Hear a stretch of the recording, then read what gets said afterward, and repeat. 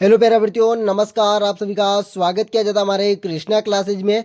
आज का आपका टॉपिक होने वाला है हिंदी के प्रश्न। हिंदी के प्रश्न जो बीएसटीसी में इंपोर्टेंट प्रश्न साबित होने वाले हैं बीएसटीसी के लिए।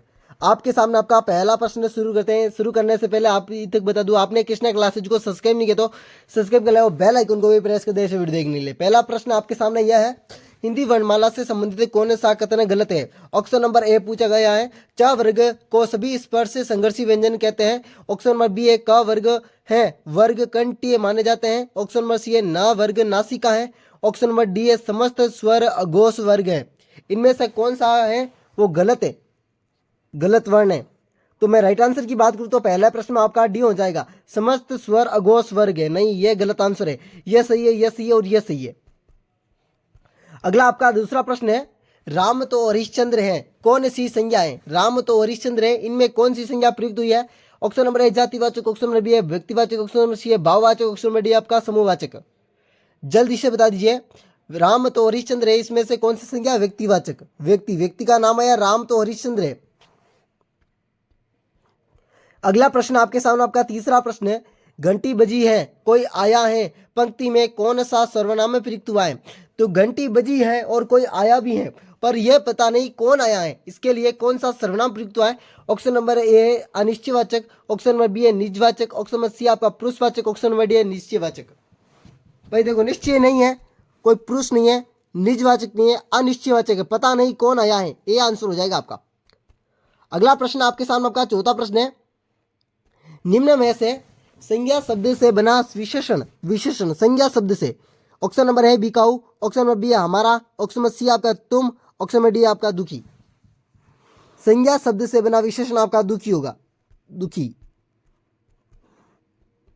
अगला प्रश्न आपके सामने आपका पांचवा प्रश्न, निम्न में से कौन सा आविकारिक शब्द है? ऑप्शन नंबर एक क्रिया विशेषण, ऑप्शन नंबर बी है सर्वनाम, ऑप्शन नंबर सी आपका संज्ञा, ऑप्शन नंबर डी आपका उपसर्ग।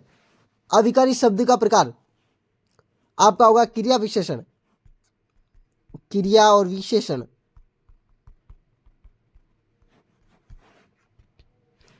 अगला प्रश्न आपके सामने आपका छठा प्रश्न है, स्वागत शब्द में कौन सी संधि है? मैं आपको एक ट्रिक बताता हूं, जिसमें आधा अक्षर आता है ना, आधा अक्षर, वो आपकी यण संधि होती है, यण संधि।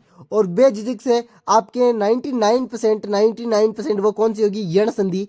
और यहाँ पे कुछ नहीं देखना है, बस आधा शब्द देखा और यण पे टिक कर देना बस, और आपका काम हो जाएगा, यण संधि।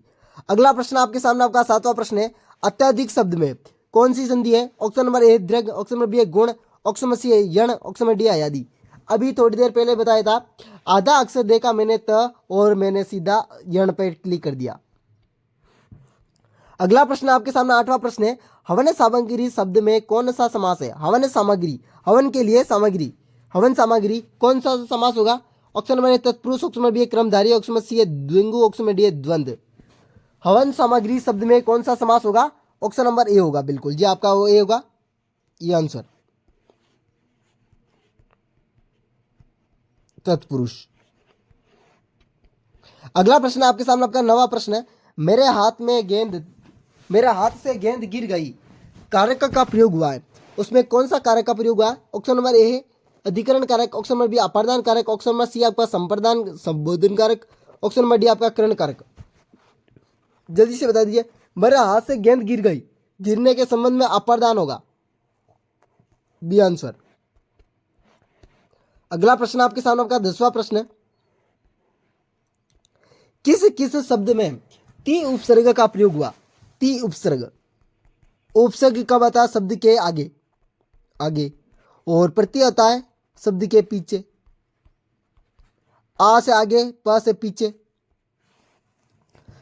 ऑप्शन नंबर है तिगुना, ऑप्शन नंबर बी है तिगड़ी, ऑप्शन नंबर सी तिबरा, ऑप्शन नंबर डी है उपयुक्त सभी। देखो, इसमें भी ती उपसर्ग है, इसमें भी है और इसमें भी है, तो आपका राइट आंसर डी हो जाएगा। अगला प्रश्न आपके सामने आपका 11वां प्रश्न है, किस शब्द में ईन ईन प्रत्यय लगा है? प्रत्यय शब्द के पीछे लगता है। ऑप्शन नंबर है शौकीन, ईन, ईन। ऑप्शन नंबर बी है नमकीन, रंगीन, खतरनाक, नाक प्रत्यय इसमें, नक। यह आपका राइट आंसर हो जाएगा। अगला प्रश्न आपके सामने आपका 12वां प्रश्न है। पक्षी शब्द का तद्भव शब्द होगा पक्षी। पक्षी शब्द का तद्भव ऑप्शन नंबर ए है पंछी, ऑप्शन नंबर बी है पक्षी, ऑप्शन नंबर सी आपका जानवर, ऑप्शन नंबर डी आपका उड़ना। उड़ना आपका नहीं होगा, जानवर नहीं होगा, पक्षी नहीं होगा, पंछी होगा। अगला प्रश्न आपके सामने आपका 13वां प्रश्न है। गृहीत शब्दों का विलोम शब्द होगा। यह शब्द है गृहीत शब्द का विलोम शब्द। ऑप्शन नंबर ए अतिथि, ऑप्शन नंबर बी अधूरा, ऑप्शन नंबर सी अपित, ऑप्शन नंबर डी अर्पण। आपका राइट आंसर की बात करो तो सी हो जाएगा। अगला प्रश्न आपके सामने आपका 14वां प्रश्न है। किस शब्द में बादल के पर्यायवाची शब्द है? ऐसा कौन सा शब्द है जिसमें बादल के सभी पर्यायवाची शब्द है या शब्द नहीं है? ऑप्शन नंबर है मेघ, ऑप्शन नंबर बी है घन, ऑप्शन नंबर सी है पयोदा, ऑप्शन नंबर डी है उपयुक्त सभी। आपका तो मेघ भी है, घन भी है और पयोदा भी है। आपका डी आंसर हो जाएगा सभी। अगला प्रश्न आपके सामने आपका 15वां प्रश्न है। जो कर्म का बोध नहीं कराती है उसे कहते हैं। जो कर्म का बोध नहीं कराती है। ऑप्शन नंबर है प्रेरणात्मक क्रिया, ऑप्शन नंबर बी है संयुक्त क्रिया, ऑप्शन नंबर सी है सकर्मक क्रिया, ऑप्शन नंबर डी अकर्मक क्रिया। जो कर्म का बोध नहीं कराती है, जल्दी से बता दीजिए। 15वें प्रश्न में जो कर्म का बोध नहीं करवाती है वो कौन सी क्रिया कहलाती है? अकर्मक क्रिया कहलाती है। अगला प्रश्न आपके सामने आपका 16वां प्रश्न है। जब वे क्रिया का सामान्य रूप से भूतकाल में होना पाया जाए कहलाता है। जो क्रिया है वो सामान्य रूप से भूतकाल में होना पाया जाए कहलाता है। ऑप्शन नंबर सामान्य वर्तमान काल, ऑप्शन नंबर बी है सामान्य भूतकाल, ऑप्शन नंबर सी आपका सामान्य भविष्य काल, ऑप्शन नंबर डी उपयुक्त सभी। भाई सी सभी नहीं होगा, इसमें अलग अलग भूतकाल, भविष्य काल और वर्तमान काल, 3 काल है तो इसमें एक तो काल होगा।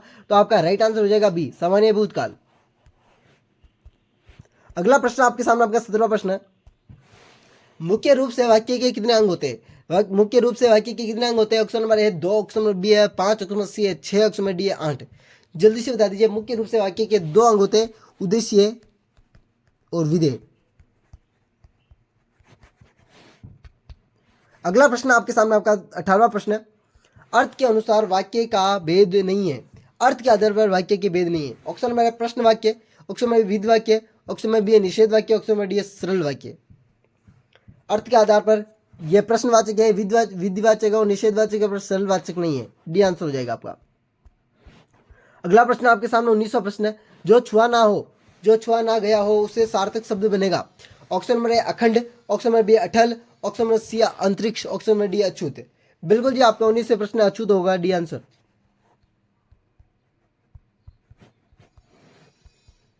आपका अंतिमवा प्रश्न होने वाला हिंदी का आंख दिखाना मुहावरे का अर्थ होगा। ऑप्शन नंबर ए है झगड़ा करना, ऑप्शन नंबर बी है झगड़ालू होना, ऑप्शन नंबर सी आपका रोब मारना, ऑप्शन नंबर डी अच्छा होना। आपका हो जाएगा रोब मारना, सी। और इसी प्रकार का वीडियो देखने के लिए हमारा कृष्णा क्लासेज को सब्सक्राइब और बेल आइकन को प्रेस कर दीजिए। और आपको पीडीएफ चाहिए तो हमें मैसेज कर देना। वेलकम साथियों, अगले वीडियो मिलती है इस प्रकार वीडियो के साथ। राधे राधे, अलविदा। और मैं आशा करता हूँ कि जिसने भी 20 प्रश्न देखे होंगे उनमें से आपको कितने प्रश्न आ रहे हैं वो आप राइट आंसर कमेंट बॉक्स में करोगे। ठीक है ना। वेलकम साथियों, अगले वीडियो मिलती है इस प्रकार वीडियो के साथ। राधे राधे, अलविदा, जय श्री देवनारायण की सभी साथियों को एक बार फिर से।